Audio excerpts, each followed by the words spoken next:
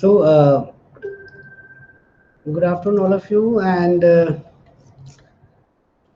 today I will show you how you can do textual analysis. The concept of text and textuality we have already discussed, and for past few classes we have been discussing discourse. So, when we talk about text and discourse, we find that certain linguists they have made a distinction between text analysis and discourse analysis, and when it comes to text analysis they consider it as an example of written language, and when it comes to discourse analysis then they take it as a spoken language. We have seen specifically the view of Michael Short. We have seen Geoffrey Leach, and we have seen David Crystal and Michael Stubbs, how they have made a clear-cut distinction between text and discourse. So the text is related to written, and discourse is related to spoken in their work. Then we have also seen how ideological aspects are associated with discourse, and how how the democratic viewpoint is associated with discourse, and how discourse is treated as a stretch of language. And we have seen that though there is no distinction, no clear-cut distinction that related to informal and formal use of language when it comes to the analysis part, and we can take into consideration informal language, we can take into consideration formal language. So that is till date we have discussed. Now you can see on your window a text, and we will see how this text is going to be analyzed. So this is one such example of textual analysis. You can take into consideration any text that you would like to analyze. Now I read this text for you. Almighty God, our heavenly Father, who of thy tender mercy didst give thine only Son Jesus Christ to suffer death upon the cross for our redemption. When you read this text, you find that this text is related to religious in nature, because your knowledge about Christianity tells you that Jesus Christ is a Christian figure. Then you know what is the meaning of cross and how cross is associated with Jesus Christ, that you also know. Then Almighty God, then when we talk about God, then obviously it is a religious discourse we are dealing with. Then Heavenly Father, all other words are there in this text. So when we inquire more about this text, then we find that it is a part of a liturgical prayer. Now liturgical prayer, that is something related to church service. So a prayer that is to be sung in church. So this is the type, liturgical prayer, the text type we have found out. Now the variety is religious English, because the words that are used are related to the religious English. So religious English is a register here, like the words like tender mercy, then heavenly, redemption, fine, and suffer death. So all such words in context are related to religious English, particularly to Christianity.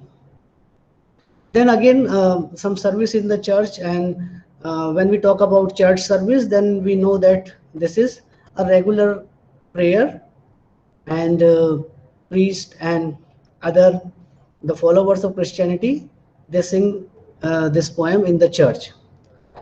So this is the background knowledge about this text. But when it comes to the meaning that is associated with this text, then we find that what is the meaning, what this prayer conveys.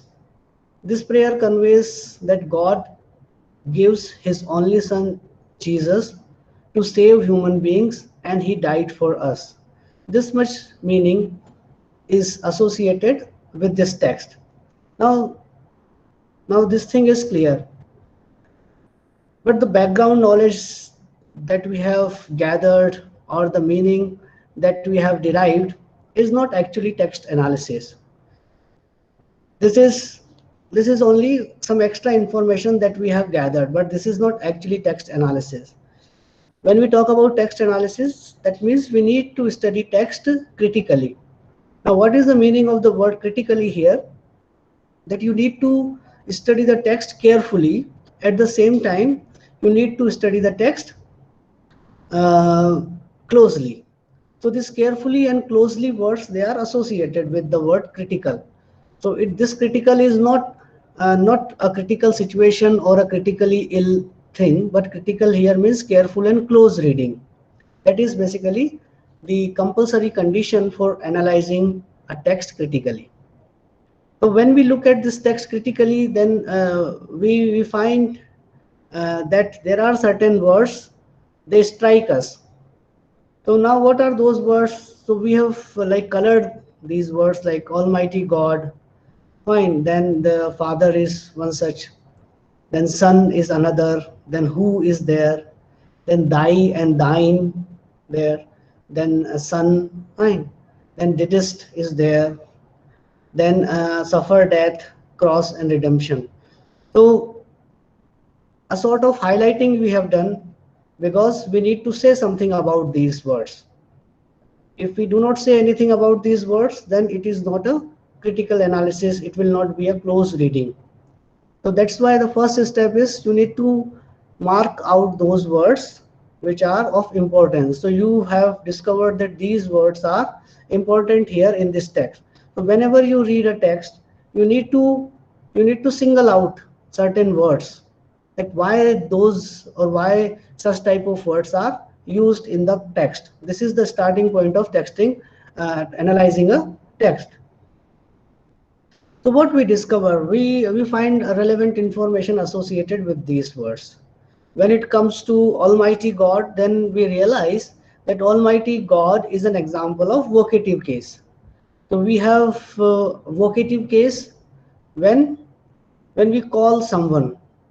So now here to whom we are invoking Almighty God. So again, it is a sign that someone who is a follower of Christianity or someone who wants to communicate with God, person can directly communicate with the God, and there is no need for a mediator. So again, this prayer starts Almighty God. So it's a vocative case. Now, this Almighty God is associated with who? Now, who is an anaphor, and this anaphor is searched for its meaning, and Almighty God gets its meaning to who. So these two are related, vocative case, and this is the example of relative pronoun that you have. At the same time, you notice that Father. Now the Father is in capital F and Son is in capital S. Now there is a purpose for this capitalization, also known as capitonym. Now, why we make them capital? Because we are not talking about the biological relation.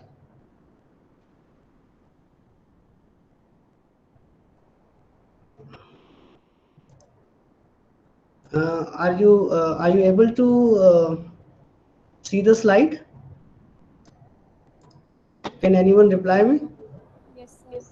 Yes. Okay, you are able to see the slide. Fine. So, so this is not like biological father we are talking about. This is and not the biological son, but here father and son, they have a spiritual relation with each other. So this is specified. That's why father is with capital F and son is with capital S. Now, when it comes to the word order, who of thy tender mercy, we won't write English like this in the present day time.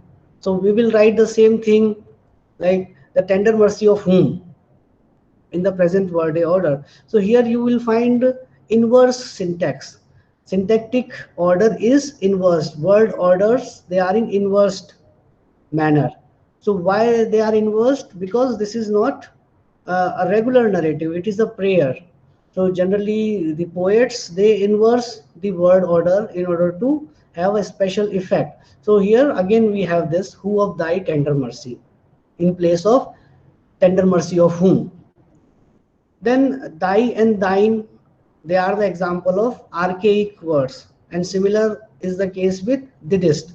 Now archaic word gives you another information that this type of language or this prayer is not new. This prayer is not written recently.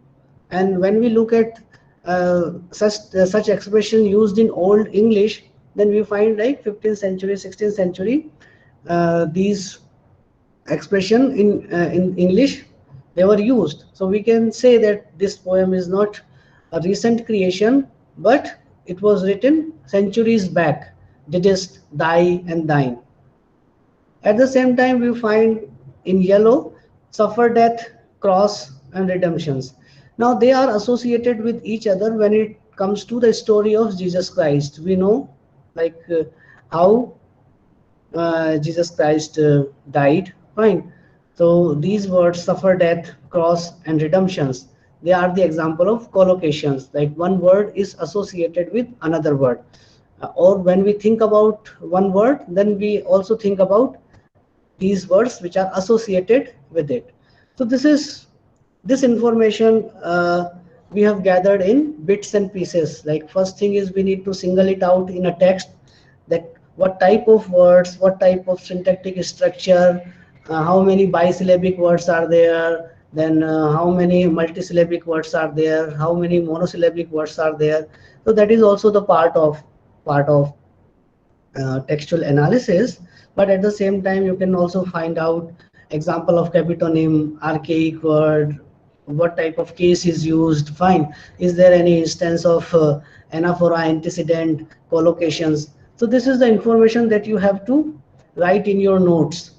And once you have gathered all such information with the help of dictionary or with the help of your background knowledge, or when you search net, then you gather such information and then you need to write about the text. So this is now the third step that you need to do. Now you need to write about the text. So how you will write about the text? You will write the text begins with a vocative expression that directly addresses God, by which the connection between the addressee and addressed is well established. Also, the inversion of syntax topicalizes God, but this time it is substituted by the relative pronoun.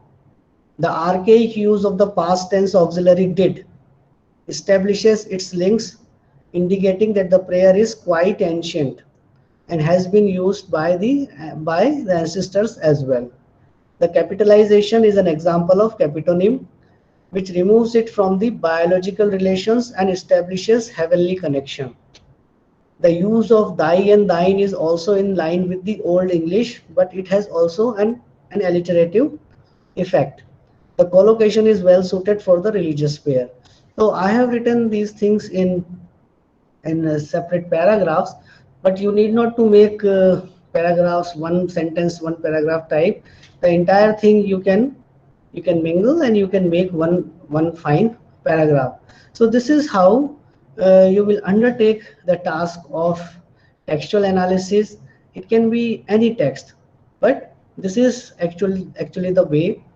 For example, if you are reading a writer, and then you need to find out whether the writer is using let's say adjectives and adverbs, or writer is using which type of verb writer is using more often.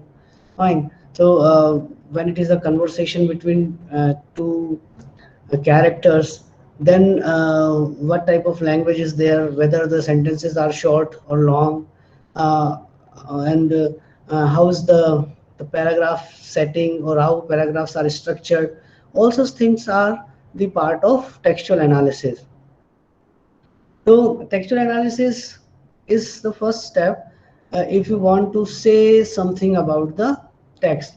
But textual analysis is always supported by, always supported with linguistic knowledge. The language aspect is focused. You need to focus on the language aspects whenever you uh, take into consideration, whenever you take an example of any text.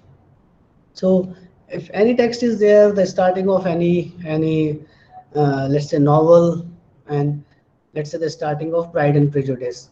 So the starting of Pride and Prejudice is very striking. So there is an irony there, and there is also a logical fallacy when you look at the starting of Pride and Prejudice. So this is how you can treat a text, and once you are analyzing, let's say a long text, let's say a novel you are analyzing, so it's not possible for you um, uh, to describe in such a manner every paragraph, but you can at least select, let's say 10, 20, 30, 40 paragraphs or situations or pages where you find that something is different. And what is that difference? That difference is the marked style of the writer, because each writer is known for his her style. So that particular style that is very striking or very different from the other writer, that you can analyze.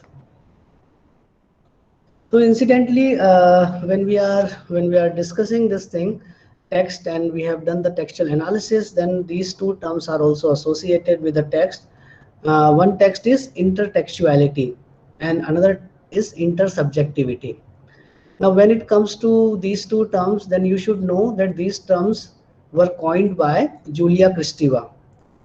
Now, Julia Kristeva was a linguist, and later on she gave her theory, and she started writing as a literary critic. But basically, she was a linguist, Julia Kristeva. So the term synthesizes with Ferdinand de Saussure's semiotics, his study of how sign derives their meaning within the structure of a text. So this is like an extension of Ferdinand de Saussure's semiotics. And when it comes to intertextuality, and when we look at the meaning of this word, inter means between, and textuality is the quality of being a text. So intertextuality, between text. So you are talking about that process, that process which is available in not in one text but more than one text. So intertextuality, how can you find intertextuality? When one text is communicating with another text, or when you find the reference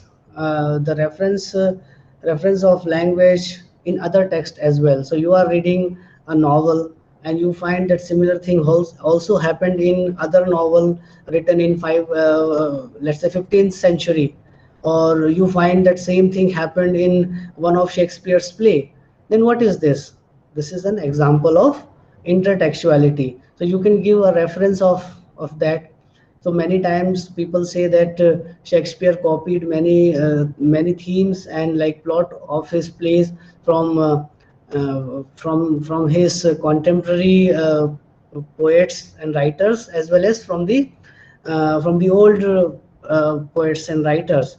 So what is this? That is basically this intertextuality. Like you have read something and you manipulate it and you modify it, you change little in the character, you do some little change in the plot and setting, and then you write your own text. So that type of thing is intertextuality. Whatever the text you have, it is not like a first-hand creation. So it is like always influenced by the predecessors, like the previous writers, those who have. So Bakhtin says, like, use the term dialogism. What is the meaning of dialogism? So it's like a dialogue which suggests a continual dialogue with other works of literature and other authors, and further examines multiple meanings or heteroglossia. Hetero means different and glossia means word or meaning. So again, like these two terms are also associated multiple meaning and heteroglossia, because one text is what? A text is a text of another text, Derrida says, like. And so this is the meaning of, this is basically intertextuality. A text is a text of another text, talking about intertextuality. So intertextuality replaces intersubjectivity. Meaning is not transferred directly from writer to reader, but instead is mediated through or filtered by codes imparted to the writers and readers by other texts. So this is intersubjectivity. Inter means between subjects. I said, like, all of us are subjects. So writer is one subject, reader is another subject. So now meaning is between you and the writer, and it is not the case that you are simply dependent upon the writer for the meaning, because previously also you have been engaged in the process of reading a text. So that means that this transfer is not direct. This is not like from writer to you the meaning is coming, but it is filtered by codes imparted to the writers and readers by other texts. So there is a possibility you are reading a text by the writer, but writer himself or herself has already been influenced by other text, and that imprint, that influence is already there in the text. As well as, like, you have also read hundreds of texts previously, so you can associate that particular text with the meaningfulness of other texts. So this is intersubjectivity and intertextuality that we have. Then other two terms that are associated, like intertextuality and hypertextuality, that we have. So a post-structuralist re-examines intertextuality as a production within text. So then hypertext is a text which alludes, derives from, or relates to an earlier work of hypertext. So this we have already discussed. And then hypertextuality is text displayed on a computer. On a computer display or other electronic devices with reference hyperlinks to other text, and the reader can immediately access. So like once you open a website, then you find lots of hyperlinks there. You click on those hyperlinks, they are related to each other and they provide you more information. So if you start clicking all the hyperlinks each time, then it's a never ending process. So for example, you open, let's say, a wiki link. You are gathering information on Pride and Prejudice on Wikipedia. You open Pride and Prejudice on Wikipedia, then you, on the one page, you will find hundreds of links, and you start clicking them, then you will find it is an unending process. This is entire thing is known as hypertextuality. But you need to remember that hypertextuality is different from hypertext. So what is hypertext? Hypertext is a text which alludes, derives from, or relates to an earlier work of hypertext. Fine. So that is different. Like hypertextuality is different. Hypertextuality is related to computer, but hypertext can be any text that has some relation with the earlier text. And there is a meta text. So linguistics is an example of a meta text. A meta text is a writing that reflects on writing. So linguistics talks about language. So language talks about language, and that becomes linguistics, and that is the example of meta text. So when you undertake a critical writing, or you undertake let's say doing a critical analysis of a novel, and you use language to do that critical analysis, at the same time you know that the text is also written, the novel is also written in a language. So again, your language use to analyze the novel is again an example of meta text that you have.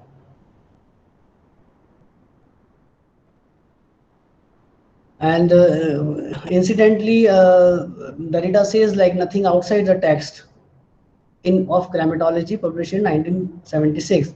So we already know textuality means that reference is not to the external reality, according to Derrida. So whatever the textuality that we have of the text, the quality of making a text, the quality of being a text, is not external reality.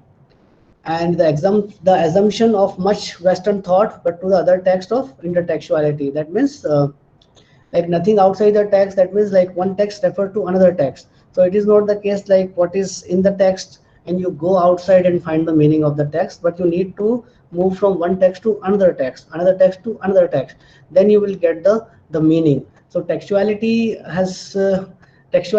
is to be understood if you have a dialogue with multiple texts, but textuality cannot be understood if you try to find out what is there in the text in the external world. That is basically the meaning of this phrase, that there is nothing outside the text. It doesn't mean that everything is in one text, but one text interacts with another text, and it's an endless process that you have. So this is for the day, and I stop here. And if you have any doubt, any question, then you can raise your